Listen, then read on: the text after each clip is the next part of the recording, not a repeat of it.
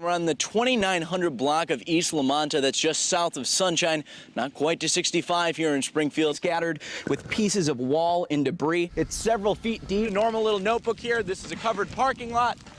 You can see it just goes right across. When we asked somebody who lived there what he thought of the scene outside, he just told us it looks like hell. Each of these names and graves is paired with a digital record here. That's something even the nation's most well-known veteran cemetery couldn't say just last year. Imagine if you had to have 7 cell phones to keep in touch with everyone you know. Maybe one for family. The shock on people's faces when they see scenes like this. Look at this utility pole. It's just completely splintered. It would fill up all of these pages. This information would be searchable on Google. When they got to the scene, they found 2 children and their mother dead. And although police have taken away the tape, the emotions here are still fresh. Earlier tonight, several families evacuated this building. They all made it out okay. Now they're trying to figure out where to go from here. The drain on the cell phone networks, we noticed it firsthand. It was hard to get any communication out of here when this storm first came through, and he has been having a hard time getting access to the neighborhoods where his loved ones may be. Power lines have fallen down. There are blockades around town. It's really very difficult to move in this city.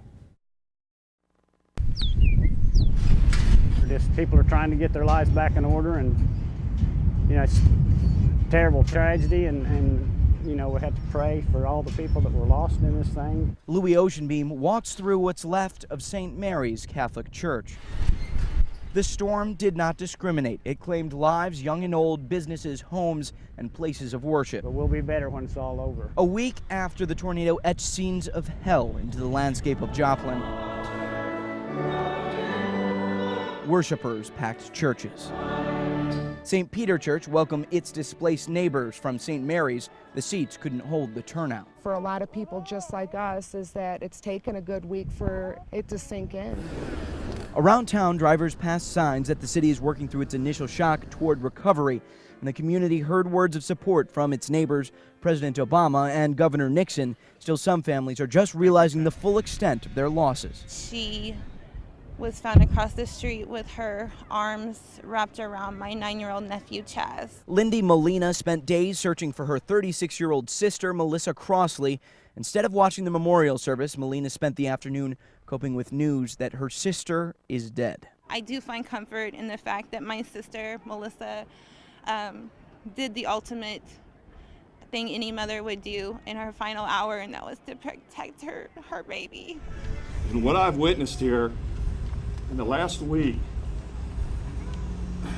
is the miracle of the human spirit. Later in the evening, survivors gathered in a park for a more subdued remembrance of the dead and suffering through silence.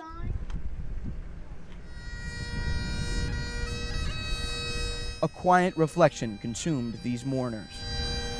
Now the people of Joplin will go back to the devastation. They will face their losses, but after this day, they can do it with proof that they will not face their hardships alone.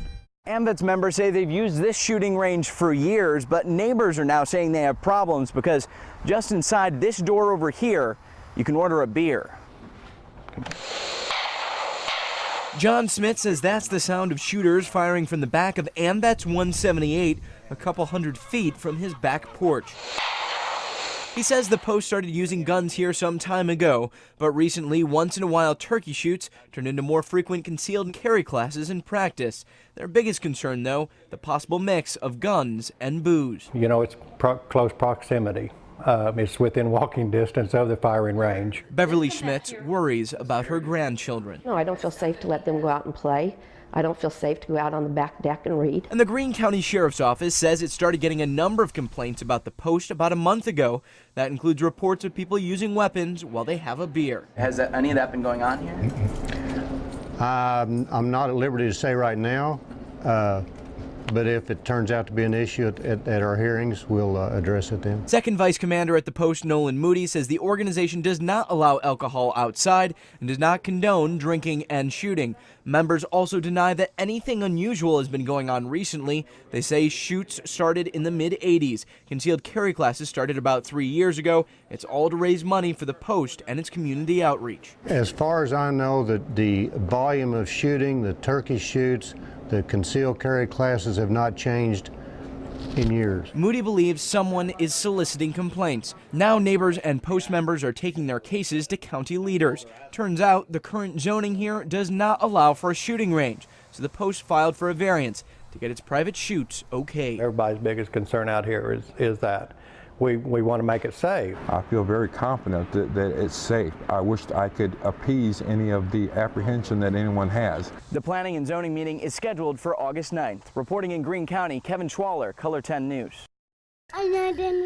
This little boy drew all these volunteers, emergency workers, family, friends, and neighbors to scour the woods for his safety. Anybody is wanting to be part of the next search team. They searched for hours after the 4-year-old Bryce McCracken went missing. This child was alone, unprotected, lost, and then night fell. You just think of your 4-year-old at home in a room by itself, much less out here in the woods. But they've got everyone out here looking. Search crews pressed on. They picked up flashlights and took few breaks. I've been walking, man, now they got a team walking since about 12:30. And we didn't quit until we heard that they found him. That was Bryce's great-grandfather. Couldn't give up. He lives a short drive from where his great-grandson went missing. And this is Bryce's mother, Tiffany. I don't know, you just keep looking. You don't know what else to do. There's nothing else to do but keep looking. She saw wave after wave of up to 300 searchers disappear into the woods looking for her little boy. She was left to wonder about the fate of her son. Then it came over the radio. And they hollered and they said, "We found him." I said, "You sure?" Yelling, screaming, clapping, thanking the Lord. I actually about collapsed. I just wanted... Everyone around here spent the day worrying, and the feeling of relief after an uncle found Bryce was almost palpable. I was in the woods. And none of it seems to have fazed the 4-year-old they were looking for. He's in good health, and Bryce has a much lighter version of the story. I seen a big butterfly. And it's that energetic explorer, this fearless 4-year-old, that his mother is eternally grateful to have back in her arms. Until a year ago, I never even believed that I could even begin to do it. Meet Terry Clemens. She doesn't run to break records or impress a crowd. It's such a joy to run the whole race. She runs because 5 years ago, doctors told her she wouldn't be able to. Clemens spent years of her life battling recurrent pneumonia, but it was a MRSA infection that nearly took her legs. They told me that my 5 or 2 parts of my muscles were so degenerated there was no way to ever walk again. Clemens has never been one to give up. I was in a wheelchair and I just never believed it, so they sent me to all kinds of neuropsychologists and everything saying that I was in denial, that I couldn't run. With the help of friends, wheels turned into canes, canes into braces. Now all Clemens needs is a pair of tennis shoes. She's so inspiring because she never lets anybody say, well, oh, you're in a wheelchair. Clemens is known for her competitive edge. She coached WashU volleyball for 14 years and still holds the record for winning as coach in NCAA Division III history. She's also one of the most resilient people you'll ever meet, and a mother of 6 adopted children. They all have their own sports, they all do their own thing, but they're really proud of me, so it's just never too late. Her kids watch the progress. After 15 blood clots, numerous procedures, and a prognosis that should have slowed her down, Clemens now runs half marathons. I'm pretty happy.